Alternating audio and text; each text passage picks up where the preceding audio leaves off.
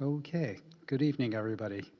Uh, this is just a brief report on my trip to Australia for the April total eclipse. Uh, this particular eclipse, the Ningaloo Eclipse, is referred to by the Australians, was my 28th solar eclipse since I began seeing solar eclipses in 1963. And it actually was just before the 50th anniversary of my first eclipse cruise on the SS Canberra back in 1973. It's also my 19th total solar eclipse. So lots of different things to commemorate out of this particular event. And the interesting thing about this one was it is a hybrid. Uh, the umbral shadow didn't quite reach the Earth at dawn on April the 20th, but as it proceeded along the track, it finally did touch down somewhere in the southern Indian Ocean, and by the time it reached its first landfall on the Exmouth Peninsula of Australia, that's when it was possible to see a total eclipse for sure. So this one was advertised widely, and when we take a look at the Exmouth Peninsula there, you have the little community of Exmouth at the tip of the Northwest Cape, about 1,800 kilometers as the bird flies from Perth, Australia, which is the only major city on the west coast of Australia. And there's a single road that goes up there. So you have a couple of choices to get to Exmouth. You either fly up, and that's not easy to arrange. You can try driving on the single road, which requires a four-wheel drive, and there aren't that many petrol stations along the way, so you have to be careful about running out of fuel, among other things. Or you can do what I did and take a boat. And so that was my solution to getting there. The trip itself was interesting in that, I hadn't flown since December of 2019. So this is my first foray into the airlines for this particular trip. Air Canada changed arrangements for me 6 times between the time I booked and the time I left. The last one was really great because they routed me through Toronto, Vancouver, Vancouver, Hong Kong, Perth. Okay, that's fine until you take a look at the details. You arrive in Hong Kong at 4 o'clock in the afternoon. Your flight connection to Perth leaves Hong Kong at 2:59. Ooh, that's interesting. So that's the kind of thing you cannot fix online. You actually have to talk to a real person. So after about half an hour waiting, I get this very cheerful clerk on Air Canada's on their call center. I explain the situation. She says, "Oh, that shouldn't be a problem. Oh my goodness." And the long and short was, we had to change my flight arrangements yet again. Toronto, Vancouver, Vancouver to Brisbane, Brisbane to Perth. Okay, finally. No more changes, please. And I was on my way. Get to the airport. I didn't even get through the screening at the beginning of the security line. They hauled me off and said, "We'd just like to take a look at your stuff." And they hauled out my computer and did a swab. Okay, that's fine. Go ahead, sir. I get to the security sweep, and they decided that with all of my things, my telescope, the computer, the cell phone, the camera, you name it, SSSS.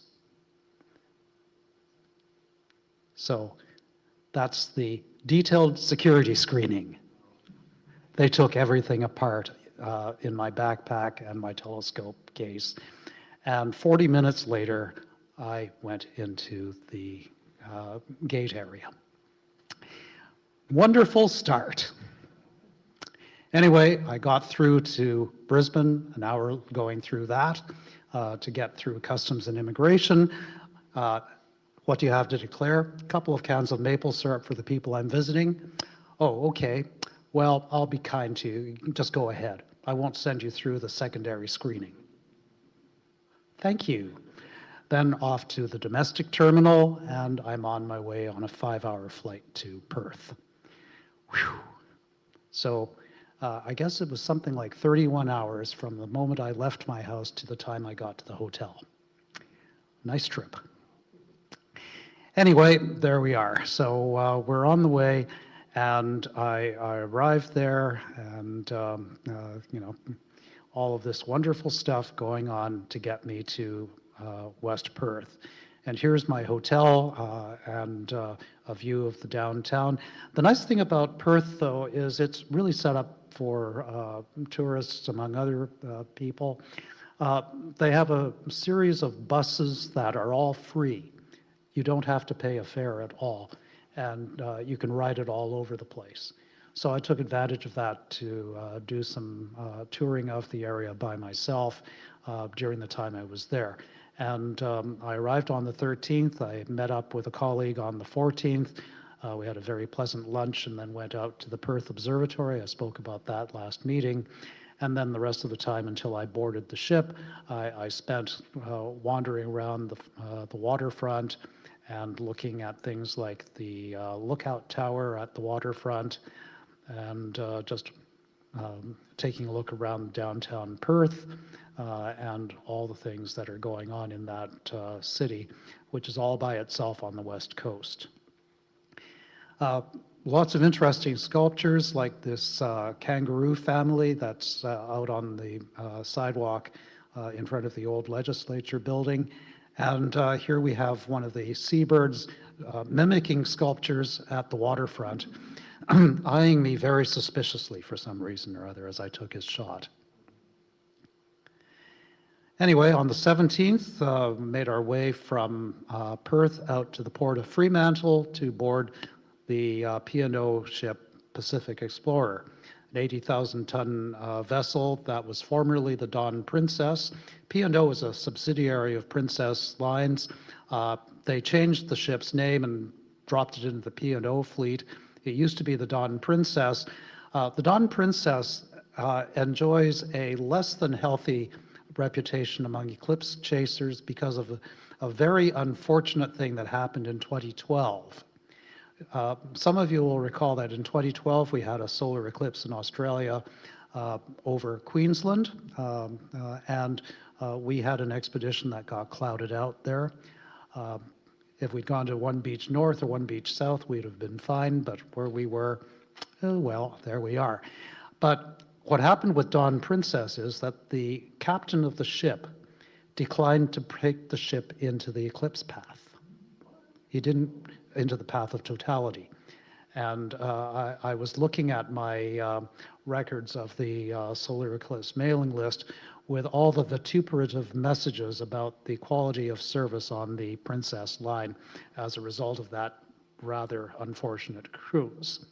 So when I found that out, I sort of was thinking, is history going to repeat itself? I certainly hope not. But anyway, in for a penny, in for a pound, and off we went. So we boarded this ship and sailed out into the southern Indian Ocean up to Exmouth. As with any cruise, there's lots of things to do, but when you have about 2,500 amateur and professional astronomers aboard, astronomy talks are offered every day, and some of them got very, very crowded. As you can see here, this is one of the audiences for one of the astronomy talks. There wasn't a spare seat in the house. And among the speakers, they had professional astronomers, but they had this young man, Lachlan, oh, I've forgotten his last name now, but he's 18 years old. He's mastered astroimaging, and he was giving talks on how he was doing his astroimaging on this ship. And he did about 4 talks during the course of the cruise, talking about his experiences. It was really quite interesting listening to him go through his experiences. And then, of course, Kelly Beattie from Sky and Telescope gave a very well-attended talk about the eclipse itself And it ended up with this very nice little cartoon here of the three blind mice in the early days, just watching out for the solar eclipse that they were observing. Well, one of the things that you have to wonder about on a ship is, this is going to be your platform to observe an eclipse. Well, where are you going to look from? Look for an observing spot. And, there's a lot of real estate, but, it's got to accommodate over 2,000 people. So I spent a day wandering the decks and looking at various things. So here's a shot from a staircase that is at the towards the bow, just over top of the bridge itself, and looking back towards the stacks, and you can see the pools. It's a two-level area here on the upper works of the ship, and the fantail in behind the stacks is a covered area, so that's not on at all for observing. And I was thinking, should I go up along here? And then I went forward, and in the right-hand shot, you can see the mast, which is on top of the bridge of the ship, carpeted area with a bit of a windbreak, and then there's another deck down below that, forward of the bridge itself. And I thought, this would probably be a good place to be for the eclipse, because it's wide open. The only obstruction you've got is that mast. And that shouldn't be a problem with the sun being at 70 degrees elevation. So that's where I decided to observe from. And it was a lucky thing I did, because on eclipse day, after breakfast I go topside, and people have been up there practically all night staking out their turf. Here's my pathway up to the spot that I had chosen for my setup. And I finally got up there, and here's my setup, the tripod with the little telescope right next to the mast, and I'm looking towards the sun. They oriented the ship with the bow pointing towards the sun in the northern sky, so I'm glad I didn't look at a spot on the pool deck right in behind this superstructure where some people got stuck. So anyway, there I am, ready to go with my equipment, and just to prove I was there, shot with the Ioptron cube and the telescope.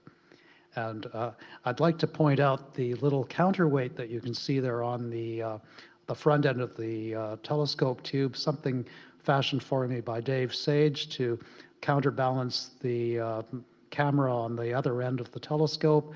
Worked like a charm.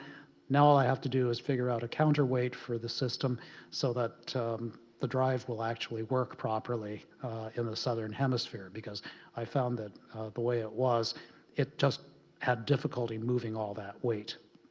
And that's continues to be a bit of a problem for me. But anyway, we'll solve that in time for the next time. Lots of old friends on the ship that I didn't even know were going to be there, and I was bumping into them all the time. Here's a family of three, the Halpers, from the US. I've traveled with them to previous eclipses, and they have this tradition of making up a special set of viewers with filters and all sorts of interesting graphics. And they were parading around before and during the partial phases, showing their handiwork off to everybody. So they came along, and I couldn't resist taking a photograph of them with their viewers. Great old tradition. Okay, we're edging towards totality, and in fact, it was a good thing that I was there, because I was able to take advantage of the rigging and other paraphernalia on the mast to get these shots of the crescent sun on the carpeting. And again, this is one of the things that we talk about, looking around to see what is going on during the partial phases. And here we see that lovely arrangement of pinhole camera effects from the small apertures on the mast itself. So that was pretty neat. And you can see also in the left shot we're deep into the eclipse and we're already starting to see a little bit of that sort of sunset effect on the horizon that is typical of what we see during totality itself. Totality came and went very quickly. I was using Nikon Snap Bridge to control the camera, which was a big mistake because it turns out that when you are downloading the images from the camera into Snap Bridge, it doesn't allow you to do anything else. So I got these 2 shots of totality, but I couldn't get the diamond rings. You know, by the time it finished downloading, the second diamond ring was already underway and I couldn't get the shot. The one thing that was really quite remarkable, it's hard to tell from these images, but there is a humongous prominence at 8 o'clock on the limb of the sun. You can sort of see it in the image on the left. And it was spectacular. There are images online that show that in all its glory. It was a beautiful eclipse. But in any case, it came and went, and I got my 1 minute of totality out of it, which was great. So here's our, or almost a minute. I actually logged 59 seconds.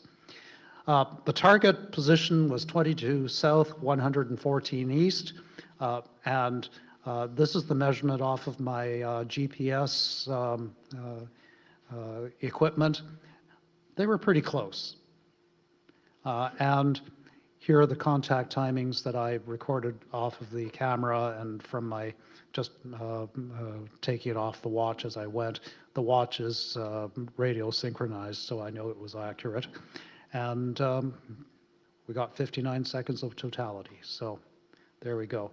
I think I'm up to about 1 hour and maybe 20 minutes of shadow time in the umbra. So I took along the eclipse flag of the Toronto Centre and laid it out after everybody had gone to lunch and got this celebratory shot. And then that evening, there was a dinner in one of the restaurants for the RASC contingent on board the ship. And about 5 of these people I've traveled with in previous eclipses as well. So it was a great reunion. This is the only time I ever saw them because the ship was so big, you just couldn't find anybody. So it was great to have a reunion and talk a little bit. And we had a wonderful time, a lovely dinner, until about 3 in the morning when Montezuma's revenge hit me. But again, happens with any ship. You have to be, no matter how careful you are, sometimes these things happen. Next morning, we arrived back in Perth. We have the little band there to play us off the ship and send us on our way. So back to the hotel in Perth, and then the next day onto the Indian Pacific train, which is sort of their equivalent of the Rocky Mountaineer. This is a luxury train trip that takes you from Perth to Sydney. Gourmet meals and little tourist stops and all the wine and other things that you could ever want. It's all included in the fare. So it was a very nice time on a 3-day trip. And you get to go to visit the abandoned village of Kalgoorlie, which used to be one of the train maintenance stops where they would refuel and take on water and so on. And in the modern time, they don't need it anymore, so this is just a ghost town. They just show you what life used to be like in the outback of Western Australia. And then we move on to Adelaide, and we arrived in Adelaide on Australia Day. This is their equivalent of Memorial Day. It marks the Battle of Gallipoli, where Australia lost a lot of its soldiers in an unnecessary military expedition. Here's the color guard forming up, getting ready for the parade. We arrived just in time to see them set off on their parade.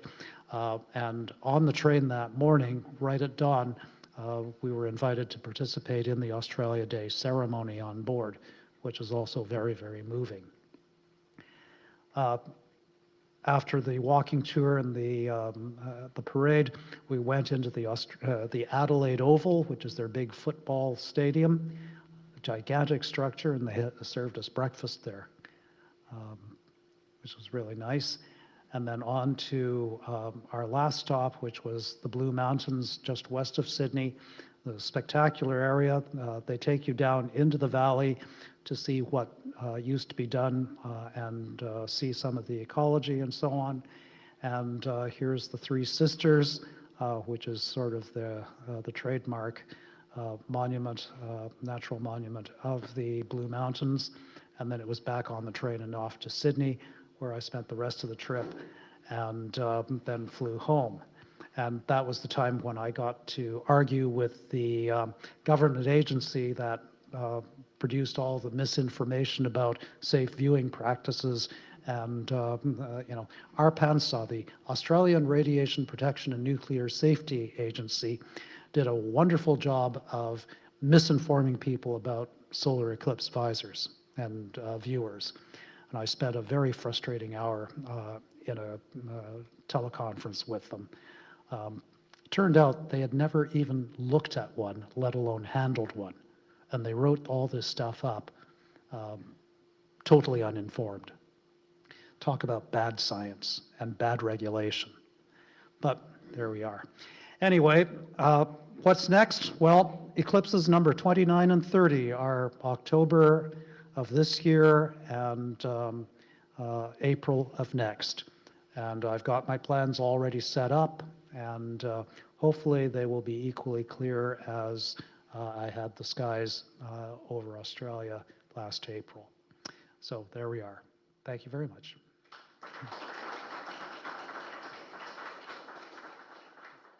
Thank you, Ralph, for sharing your adventure with us. Do we have questions for Ralph?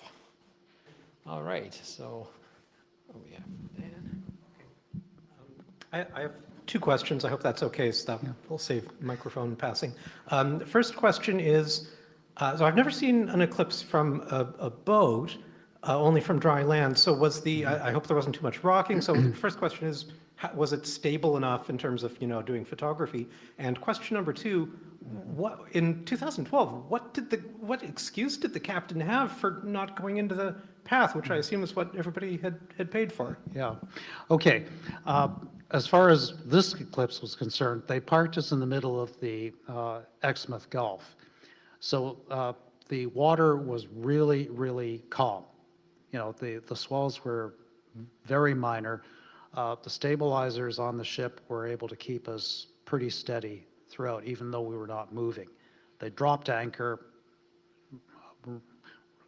sort of hove the ship into this position where she was facing north, and it was steady. It was not like when I was on Canberra, where you sort of went click, click, click, and things like that. This time it was just straightforward. And the other nice thing was, because you could, you were using faster optics than what we had back in 1973, the shots were actually very, very fast. So the motion was defeated. So it worked out really well. Now, what happened in 2012, there's a combination of things. Stormy weather, bad winds, and just a general reticence to be given instructions by a non-sailor. It was a whole litany of things that went on that just made the thing unravel. And it's just one of those things that happens. Remember, the captain of the ship is absolute ruler. What he says is law. So you can't go against him.